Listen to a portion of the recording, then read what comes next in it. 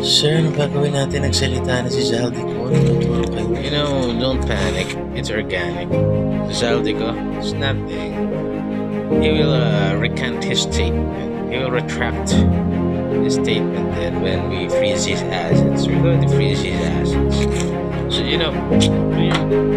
It's okay to disagree, but don't let your hate overcome your humanity.